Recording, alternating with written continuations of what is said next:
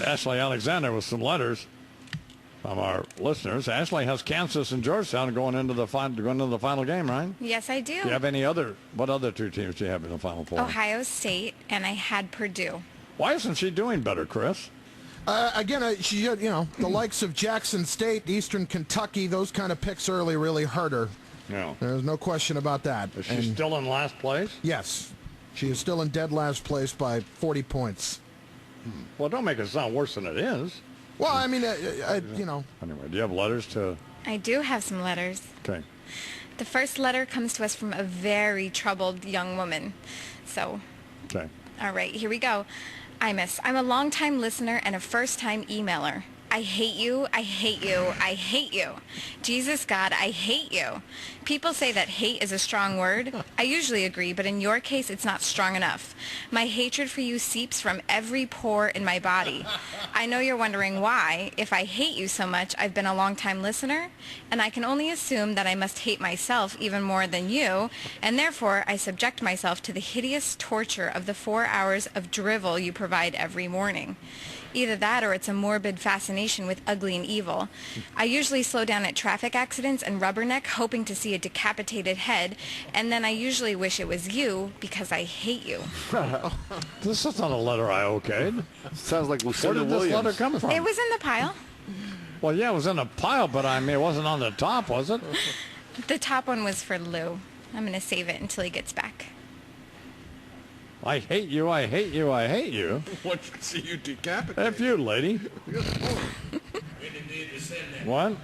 When did Deirdre send that one? Doesn't have blind pig mic on because, I don't know. Lou Rufino's not here today because yesterday was his birthday, so he and his girlfriend go out and obviously got drunk and couldn't come to work. Eddie Schizzeri, where's Eddie? He's on vacation. Skiing. And Dove is doing what? He's scheduled for some sort of surgery. Okay, so Danny's in. And Danny works ordinarily out in the newsroom. But it hasn't been horrible, Danny. Well, thank you. I appreciate that. Way to go, Danny.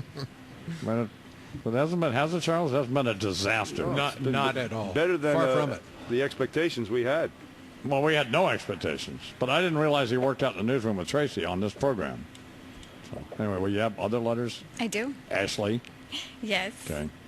Whenever I see Imus on location in New Mexico, Texas, New Hampshire, etc., he is always sitting in the same chair. Does the chair go with him on NetJets? Who carries the chair for him? And why can't he sit in a regular chair? It has handles on the back. Well, here, that's wheels. That's a good letter. It's a kneeling chair. Years ago, I don't know how long ago this was. Yeah. We were out in Las Vegas at Steve Wynn's, and I sat in a chair, and it was so awful it hurt my back. Remember that, Charles? I do indeed. That was the Who could forget? genesis of this. Okay. So then we got this chair. Yeah. My back, by the way, was fine in a couple of weeks. But we got this chair, and so I said to somebody, I've got to have this chair I'm sitting in now. I said, well, I've got to have this chair whenever we go someplace. The truth is, I no longer need the chair. I can sit in any chair. Mm-hmm. Couldn't I? Sit on an orange crate, wouldn't it? I mean, it makes no difference. Sure. So we happen to have a chair like this at the ranch, and we have one here, but they don't need to keep taking these chairs to every place we go on the jet, or in some cases, the radio station will have to go get the chair. Right. So, but it's unnecessary, but I just decided not to ever say anything about it. So, The hell with them. yeah, let them keep getting the chair. Right. It's fine with me. Became part of the Drive backstage 'em nuts. rider deal. Right, exactly. So we just ask for stuff, like we won't let them send white limos because I explained to them I'm not going to the prom. So, but I don't really care about that. It doesn't even have to be a limo. I don't even care about that. But I just, Part of the continuing But routine. when Chernoff is sitting in the office and he asks us, he said, what any stuff that you want, and we just make up stuff. Yeah. That we don't really want at all. But it's like, remove the purple M&Ms, that type of deal. Like the last thing I told him was, whenever I go to these hotels, I have the sheets, all of the bedding has to be new, and I have to see it in the package. Yes. And so when I get to the room, what are you looking at, Ashley? What's the matter? That's just interesting. That's a good way of putting it. They have to, and I have to see the housekeepers unwrap the stuff, Right. and then watch them make the beds and all of the all that stuff.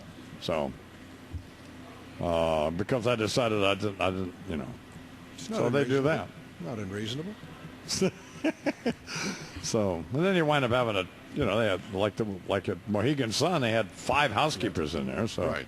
winds up costing you $400 in tips, you know. So, one more we have time for. Okay. Dear Imus, I simply cannot take any more of Bernard's striped shirts. Please give him a gift certificate to Target, Walmart, Sears, and tell him to get any shirt except striped. With his bald head, he looks like a barbershop pole.